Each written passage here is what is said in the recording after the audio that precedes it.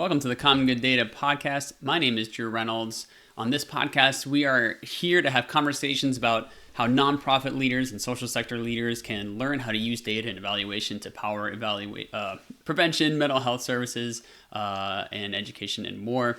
Folks, today we have a great conversation with Dr. Victor Amaya, who's the president and executive director of Data You Can Use in Milwaukee, Wisconsin.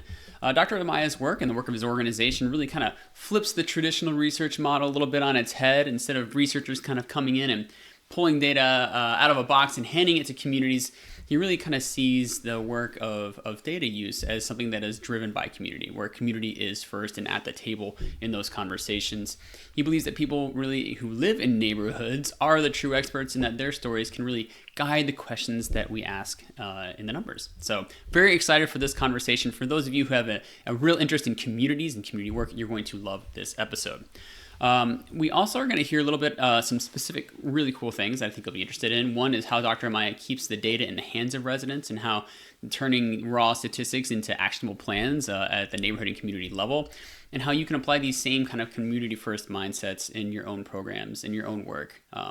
And whether you're looking to kind of build trust with communities or measure collective impact or just find ways to make data accessible and have it to drive conversation in communities, I think you're going to really enjoy this episode because those are the types of things we're going to talk about today.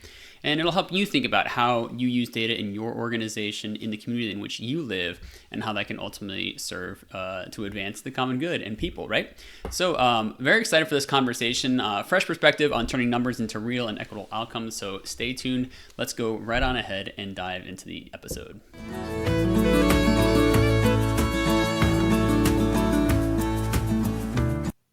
Dr. Victor Amaya, welcome to the show. Thank you so much for having me this morning. It's very exciting to be here today and have a conversation with both of you. Yeah, it's good seeing you. Let's get started with the big picture. So let's talk about the core problem that Data You Can Use was created to address, especially when it comes to how data is or maybe isn't used in neighborhoods and communities. Kind of what do you see as the problem that your organization is set to address? Like the first thing that comes to mind is the idea of democratizing data among residents. With that said, like our mission is for Data You Can Use to provide the data and the tools necessary to make equitable decisions in Milwaukee and beyond. That beyond piece is becoming like a reality right now as we're doing like larger projects, cross city projects. But overall, it's almost like redefining what community research is about by starting with community first. Much of the work that we do is, it starts with having conversations on the ground with communities.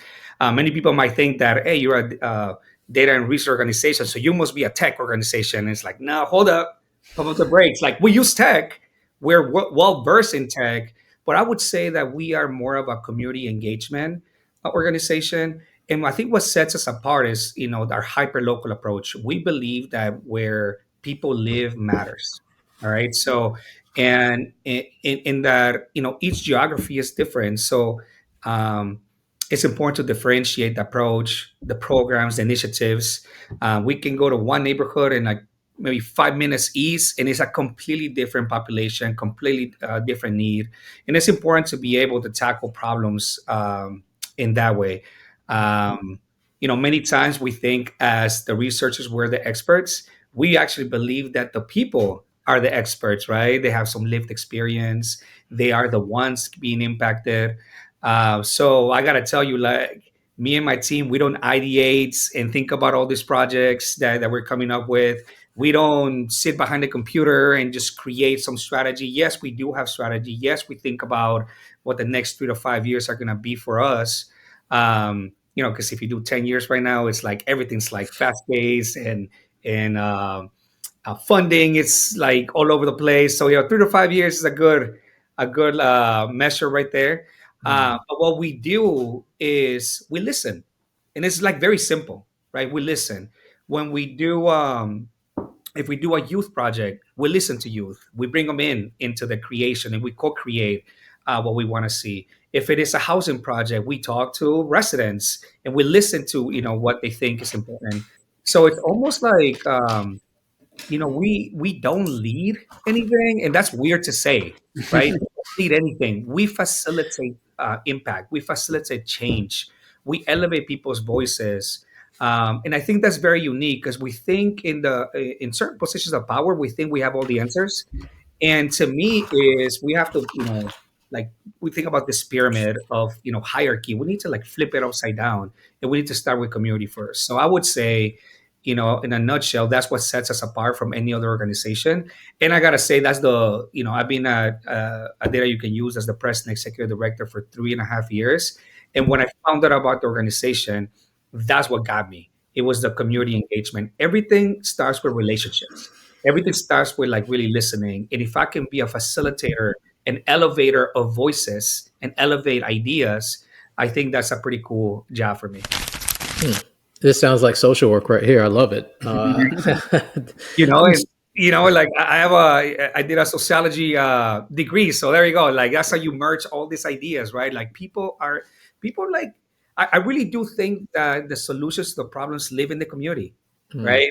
It's just about unpacking them, and many times we get this idea of like, oh, this data. I don't like numbers, right? So I don't know if you've seen the Drake meme where it's like this. That's what I get from people. So like, how can not make data attractive to people? Much of the conversations that I have is letting them know how much knowledge they already have, how much data they're already using, and that there's like the numbers, and then there's the narrative, right? So there's no data without stories, no stories without data.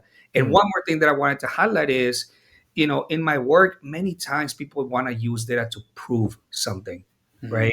And I challenge that very often. They look at a data point, they're like, hey, we need to like highlight this, and that has to be in the report. And I'm like, hold up, right? We're not proving things, we're improving, right? It's the idea like how do we create a solution and like not just act on any data point, but actually like look beyond that so we can complete that picture, right? And like really understand where we're going. I love all these nuggets right here. A little shade against Drake there. I see. So I'm just shade against Drake. Great artist, but he had that meme like this. So I was like, I'm just kidding. I'm just kidding. So think about that. I'm just kidding around. So I love a lot of this. Community first. I mean, that's data and research lives in community, and for many years, communities have pushed back against research and universities or other entities being involved because there's just been a lot of mistrust that has happened, right? So researchers coming into a community, researching on the community, researching the community, whatever, and then leaving, right, with the information, and then never really truly involving the community as in partnership or even with publications or whatever. And so I get that mistrust that the community has. I love that you are a very community first concept. Zip codes matter. One of my really good friends, and I see him as a mentor, Dr. Mark DeHaven. I remember he would say, like, zip codes matter. Like where you live impacts your health, impacts the social determinants of health. And so I'm interested to know, like, how you had mentioned about, you can live on one block in a community, and then 2 blocks over, literally 2 blocks over, maybe a 5-minute walk, things look so different. And how does the data that y'all use impact communities to have healthier lives? Yeah, much of the work that we do is create awareness. The first thing to change is clarity and awareness. When you get in your car and you put in your Google Maps where you're going, that's what I feel we are for the community, right? It's like, we're measuring along the way to see if we're doing the right approach, the right dosage, the right program, the right investment, right? So it's like sometimes we gotta make a left, sometimes we gotta make a right. Sometimes, there's like a roadblock. So we gotta, like really think about how we get over that roadblock. The good thing about our approach, I believe, is that we're co-creating. We're in this together. We work side by side with people. So, which it is very different, to your point in terms of research. There is a reason why communities don't trust research. There has been a lot of damage, particularly in marginalized communities, Mm, where research has done a lot of damage, and there's been like ethical and moral things that like have been done, right? That are not very ethical and mm, that have impacted communities in different ways. And that just prompts me to like even think about the importance of bringing researchers or people that have this this skill set and that want to work in communities that look like them, mm, right? I already know when I go into my community and they see me, they feel more comfortable, right? And I already know if I go to a different community that doesn't look like me, right, it's important to build that trust and build that relationship. And how do you do that? It's by being present, right? So when I say I'm out in the streets, I mean it. I'm like in every block party with our party, like when our partners, our neighborhood partners have like a block party, some event, I am there. And I am there not as the, Victor, the president, executive director that you can use. I am there as the resident. I am mm, there as like the person that's advocating for them that can be easily accessible, right? I think that mm, creates trust. It builds relationships, and like I think we could have more organic conversations. I also, to your point, historically research has been really extractive. So we've mm, found different ways to be able to be less extractive and be more a co-creator. We actually in our website at datayoucanuse.org we have a data chat guide, mm, which is a less extractive form of a focus group, a more, let's just say a more organic conversation around data, and it honors people's lived experience. It honors people's expertise. Some of the people that we talk to have been in their neighborhoods, living in their neighborhoods for 20 plus years. mm, I mean, the knowledge that they have, sometimes it's untapped, right? And that is the power of democratizing data. You give people the tools, they will take it to another level, mm, right? And beyond what I can do behind a computer and strategizing, right? Because I do believe that the problems, or the solutions to the problems live in the community. We're not doing enough listening. So before we get into like the research and like technology and best practices, I really do think that that relationship with the community is essential.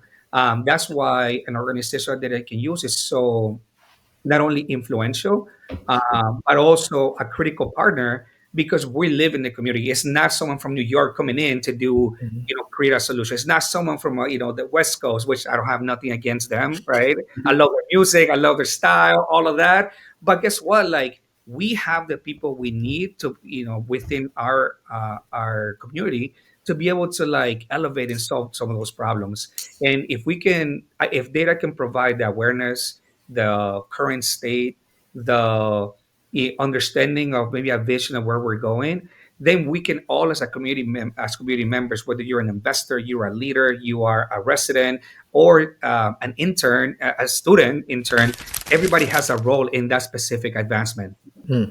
So it sounds like what y'all are doing to tackle the challenges is true community engagement, community partnership, and then the simple skill of listening, like true listening. Uh, this was a long time ago. Do y'all remember that video of the little kid who was trying to? It was listening like Linda, listen. I can't Yeah, remember remember the little boy who was trying to. He was like, listen, Linda, listen. Linda wasn't listening. It just reminds me of that. Like communities are saying, like, listen to us. We have folks who have been living here for 20 plus years. They are the true experts. They have the historical research to share. Yet when researchers come in and extract it, there's no reciprocity, or I shouldn't say that. No, the community wonders about what's the reciprocity process. What's going to happen. So I love that y'all are focused on that. Drew, what do you think? Yeah, I mean, the relationships piece I think keeps coming out as like such an important thing, and I think you really described that so well, Victor. Like just the importance of building that trust in those relationships, especially in our current moment where there's a whole lot of I think very valid reasons for distrust and skepticism for what people are kind of seeing and experiencing. So I I'm kind of curious too, as you think about how do you kind of, you mentioned like starting with that trust piece, but can you talk maybe a little bit about kind of how you approach supporting communities and partners and using data? So you talked about building the relationships, the important. I actually really love how you say we're not here to prove, we're here to improve. But maybe you can give a specific example or something about how you've worked with an organization to use data to change something about their circumstances. Yeah, totally.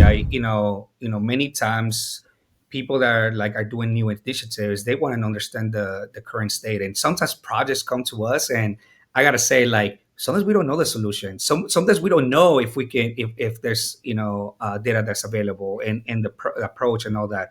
With that said, I think what sets us apart is that we're willing to take risks and seek problems. When I say seek problems, I don't mean create them, right? I mean, what I mean is, um, you know, it is going into a project not knowing what the solution is and co-creating it and not being afraid to do that. Um, learning with people, right? So as we're engaging about what we do, sometimes we do like data workshops.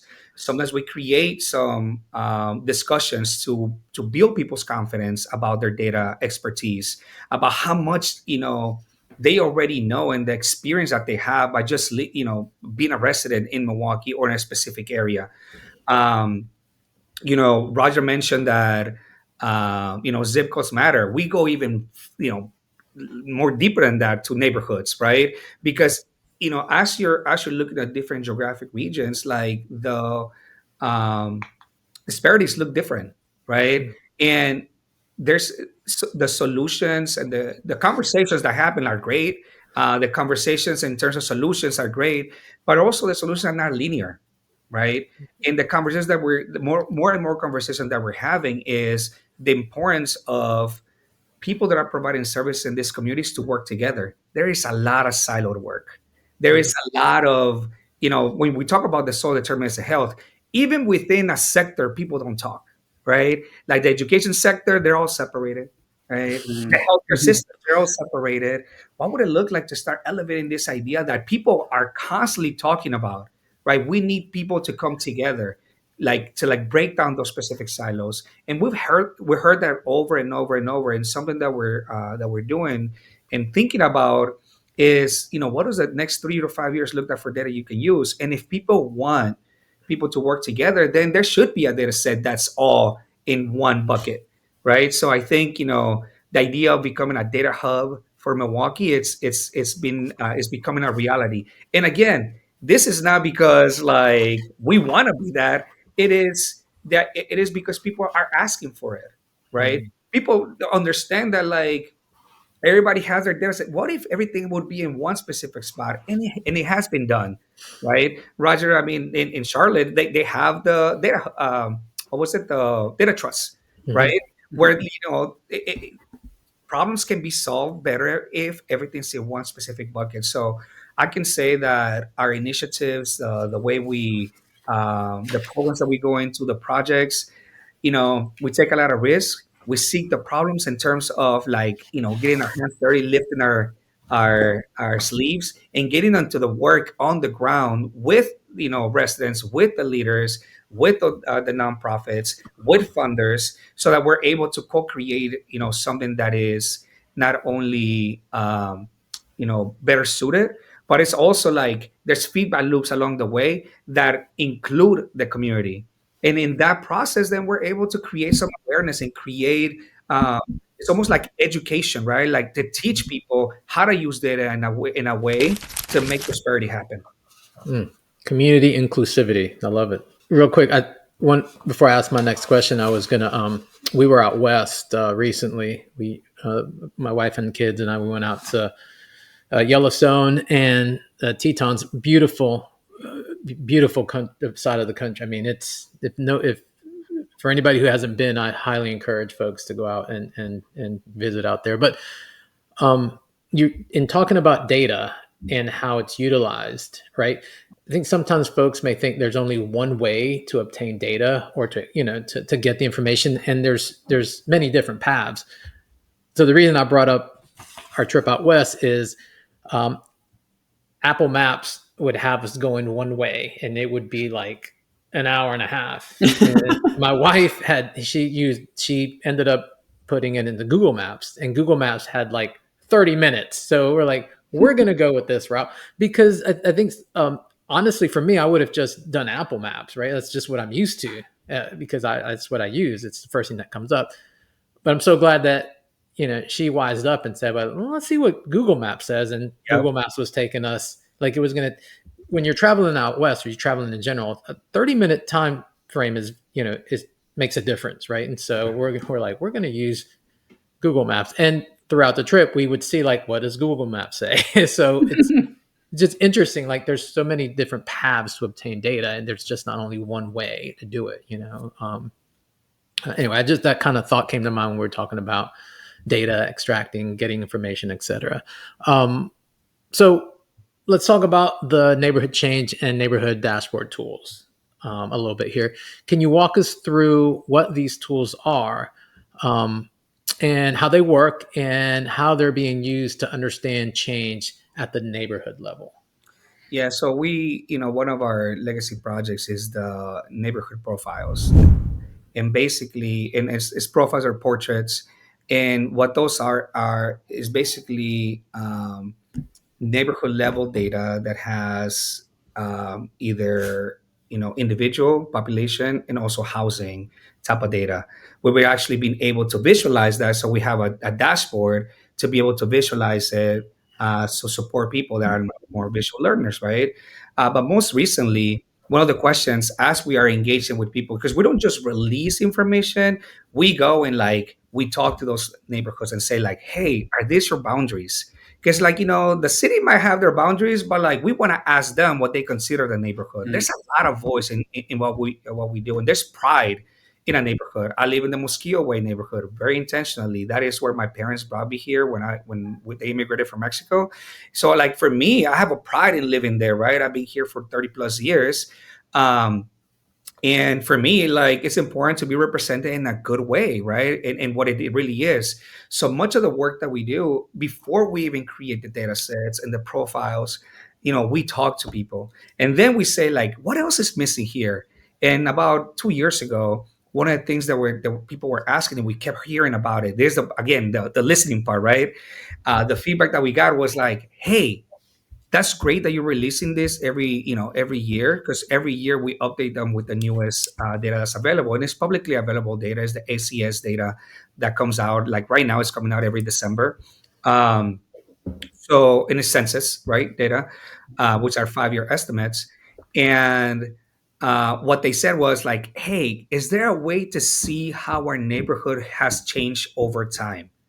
So then again, seeking those problems, right? All right, how do we do that?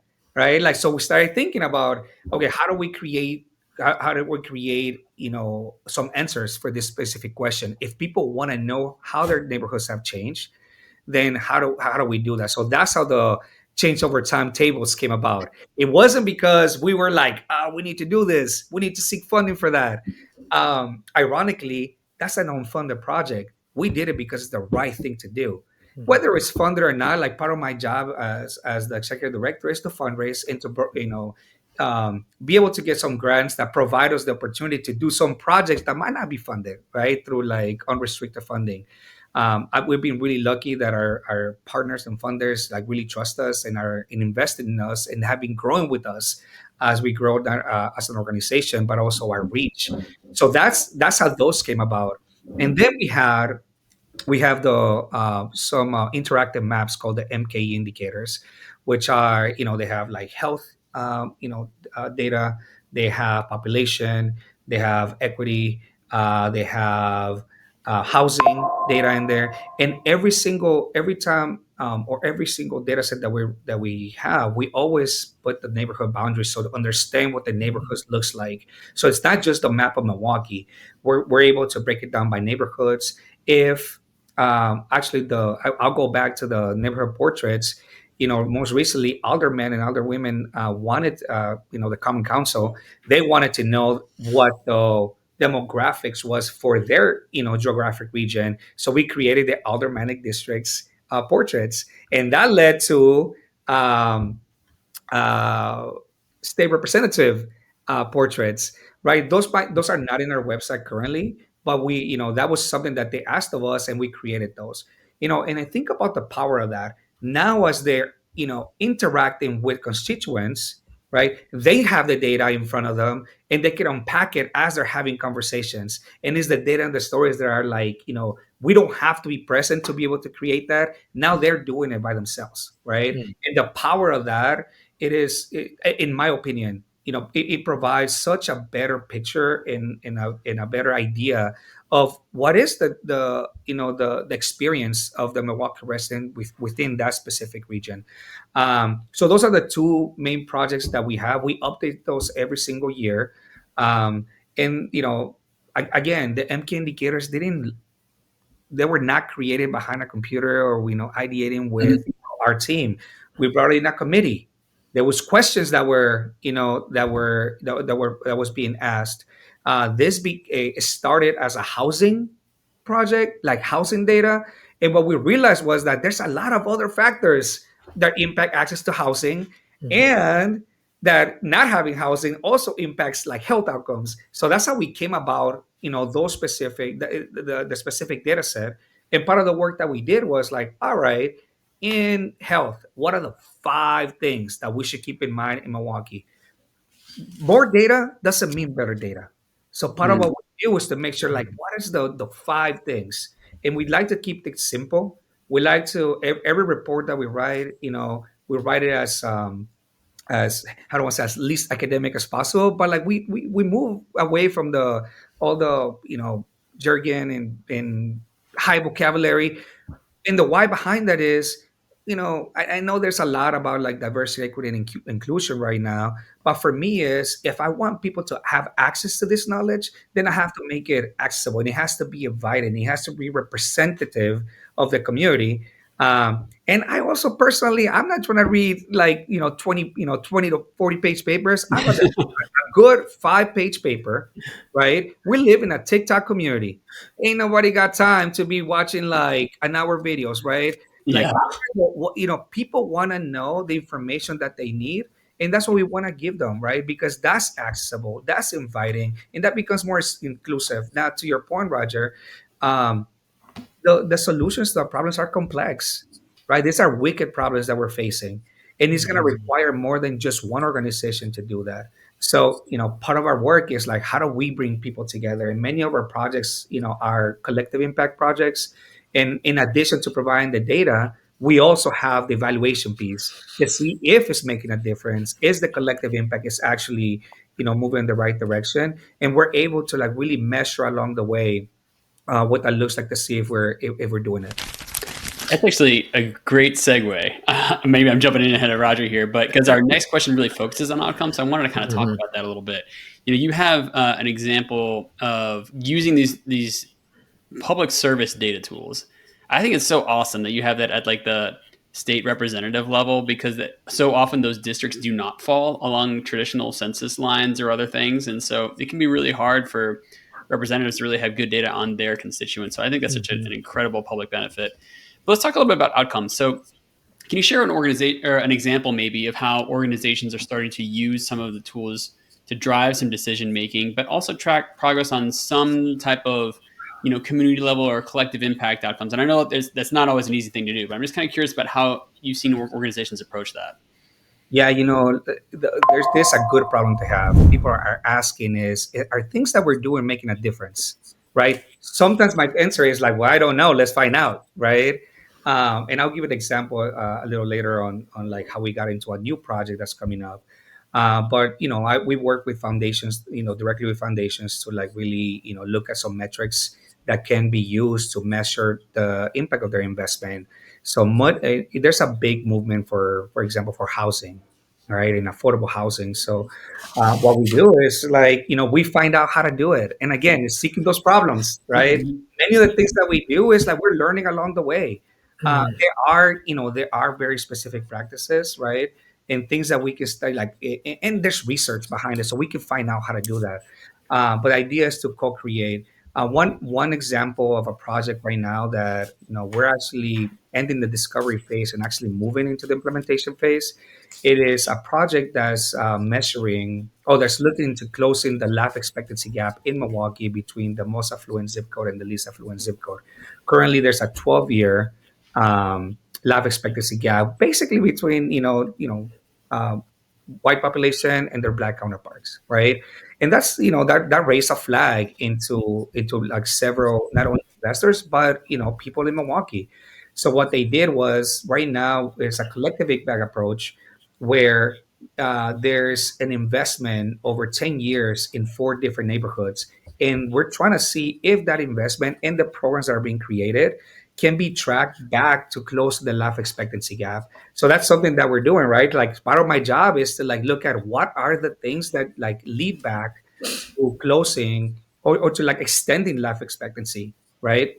Um, and again, I can't say I have all the answers, but like, we're definitely moving in the right direction.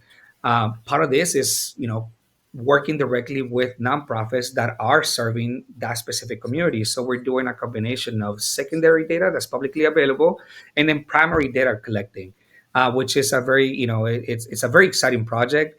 I'm in the middle of like figuring out, is like, is it possible, and what's an achievable goal, right? When I Mm. was working in education, because I worked in education for 16 years, my job was to close the achievement gap. And I did it as a teacher, I did it as a assistant principal, and working in different nonprofits. And now taking that knowledge and doing it in this specific work, it's been, like, I would say, it's a good problem to have. And the good thing is that we have that investment, we have the people in place, and hopefully in the next couple of years we see, like, hey, this really worked. How do we scale it to more neighborhoods, or maybe across Milwaukee? So that's like really exciting. Something Mm. else that really came to as you're talking about that, um, there was a question when I first started with data you can use, and it was basically saying, is our investment in terms of dollars, or investment in terms of programs and time, is it created economic mobility for Milwaukee residents?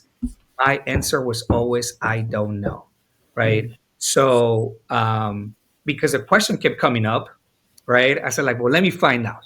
And we're part of the National Neighborhood Indicators Partnership, which is under the Urban Institute. And I was able to reach out to a couple of partners, and our partners in New Orleans, they were doing a research on how to localize wealth metrics. I was like, wow, this is great. Maybe this could answer the question, right? Why? Because wealth is only measured on national level. So when you think about economic mobility, if you don't know where you're starting from, how do you know where you're going, or how much you can like impact through your program or your investment? That just became now a project that we're about to release, and is working in the wealth index, a localized version of the wealth index. Again, it wasn't us behind a computer thinking of projects. It was listening to people. It was a trend that was coming over and over to me, and I said, like, let's find out how to do this. And that's how we are able to like really reach and expand, is through partnerships. Is to listen to Mm. folks, but also like reaching out to people that might have some answers. This is becoming not only a Milwaukee thing, now it's becoming a cross city project with New Orleans and Charlotte coming up, um, a national localized wealth index. So it's a very exciting project, that we hope provides an idea of like wealth disparities on a local level, right? No longer just the national level, but understanding what it looks like, within your city. And as data you can use, we're gonna be not only creating a Milwaukee localized wealth index, we're also going to be working with other states, surrounding states around the Great Lakes, to be able to do that. Partnerships are going to be key, right? So I think for us, it's an exciting project. It's something that, because we listen to the community, then funding has been a support for us, because it's already something that people want. right? So, when I think about the growth of our organization, we're not growing for the sake of growing. We're growing because people will need us to grow, to expand our reach. So it's almost, again, like I keep saying, this upside down pyramid, right? That we always think we know the solutions, and the solutions really live with the people. It's about us listening and be able to create things that are able to bring people together. For us, the power of understanding where you're starting and then saying, this is how much you need to invest over 20 years to completely erase the wealth gap. That is something that I want to be able to answer, and we'll be providing that specific number by sometimes next summer. So, if you bring me back, I'll show you some, next level data that nobody had. So there you go. Hey, that could be a part 2 then, right? Real quick, there are a few takeaways, key points that I want to highlight that I heard throughout this conversation, just with this question.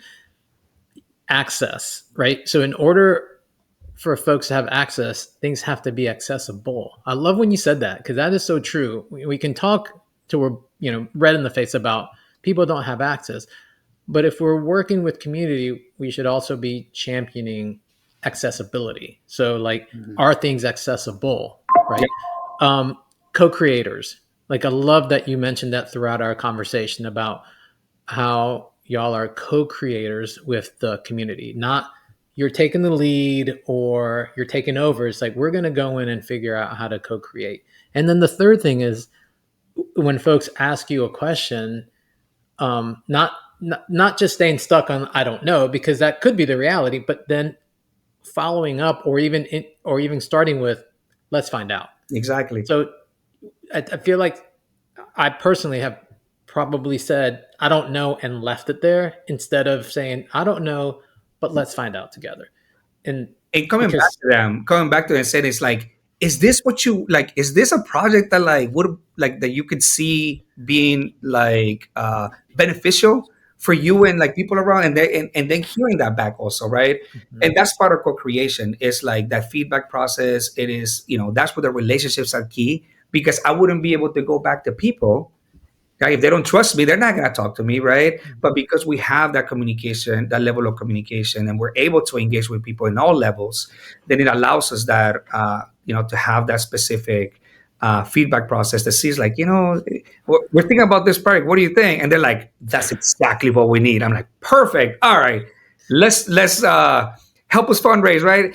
Here's the thing, like, coming from somebody else is, if somebody talks about the things that you're doing, it's way better than me talking about it. Right. So many times I don't talk about I co-create it, and I have people just talk about it, and then they connect me. So it's not so much about creating buy-in. It's being able to hear and creating things that are relevant to what people want. I love it. Well, I know we're getting close to the end of our time here, so I want to switch us over to our culture question. And Roger, I actually kind of have one, unless you want to. Are you how got about, it? Maybe we can do two. We can do two. We'll see how much time we have. My thought was to talk about an 80s or 90s song that has something to do with neighborhoods, because we've been talking a lot about neighborhoods. But did you have a better question? Because we could have either. You could answer either one. Ooh, okay. I think we should do two, because as we were talking about this, I had one in mind, but Drew knows me, like I shift. Like I was like, you know what? Forget that one. I'm going to ask this one. So, okay, mine has to do with, because we're talking about the concept of communities and neighborhoods, and how the concept of siloing was mentioned, right, with nonprofits and organizations. I was thinking about like an 80s or 90s cartoon show that would depict how either the characters or how people came together, right, throughout, not for a particular episode, but just like the concept of the show. And so those are the two. I love them both. Maybe we could do both of them, but all right, I'll go, because I think I've got one for both of them. So okay. For my song, I would choose "Where the Streets Have No Name" by U2. People were you stole mine. You stole mine. I always do that. Songs. I'm glad that I stole yours. I know that song. Song meanings are always a little bit tough, but my understanding is that song is kind of written in the context of Northern Ireland, where people growing up in neighborhoods, knowing the name of your street, would say you're Catholic or Protestant, and would create these divides. And it makes me think, in the United States, I listened to another song somewhere, I can't remember what it was, where it was talking about how Martin Luther King Drive is like a racial dividing line in so many cities, and how we have these names with streets that kind of identify neighborhoods, which I thought was a really interesting. Anyways, and it came up as topics. But I might steal your comic too. I'm not sure. But you're talking about It's okay if you do. people coming together to share, attack, or challenge, or address some common challenge. I was a Captain Planet fan growing up, and so it was kind of like all their different powers combined would have Captain Planet going to address all these different environmental and climate challenges. So those are mine. Okay. And okay. Roger, I'll turn it over to you so that way we give Victor a fair amount of time to think of one. Touche. I like those. I like those. All right. So because you stole U2's Where the Street, that was my, like, when you said it, I was like, I know what I'm gonna pick. I'm gonna choose Tupac's Changes. I almost did that one too. All right. Just first because it has Bruce Hornsby in the background, like that's the sample, right? Which is awesome. I love that piano piece. But secondly, because it, when you look at communities, like, people can talk about change, but to the point that was made earlier, is it accessible, right? When you look at changes, like, is change happening because accessibility is present, right? What are the roots of those changes? And I absolutely love that song. So I was thinking about people coming together, communities coming together, nonprofits coming together. Voltron. I remember Voltron was my jam show. I'm so excited. I hear that they are making a movie. I don't know how true this is, but I am.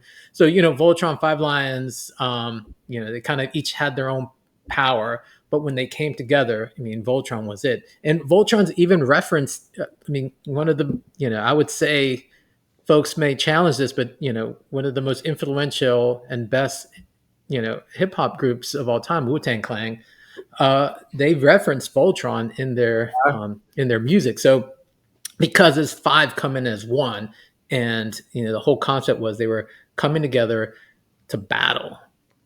So anyway, that was my two choices. You took my Wu-Tang, so I'll jump into. So you can still do Wu-Tang. No, I'm gonna jump into another one. I'm a big hip hop fan. I gotta say, like I mentioned that, I'm originally from Mexico. I'm an English language learner. I came to the States when I was about 13 years old, and I always say that hip hop taught me English, like the figurative language and all that. Back then, like, the lyrics were not like available, or maybe like if you didn't buy the CD, you could like download them. Yeah. And I remember listening and like following. I'm like, oh, that's what they mean. So with that said, like, I think a 90s song that comes to mind, I would say Eazy-E, Boys in the Hood. Is the art of storytelling, right? The art of storytelling, the art of, like, describing what someone is going through and understanding, the why behind it. So to me, that's like super powerful, and it's a great song and it's a great beat. So that's the one that I would choose. And then I was thinking about Voltron, so you took that one. But I'm gonna go. I was a huge fan of Thundercats. Right? So Thundercats, and I've never watched it in English. I've always I watched it in Mexico. So Lionel, right, had that sword that he can envision things, right? He can see the future.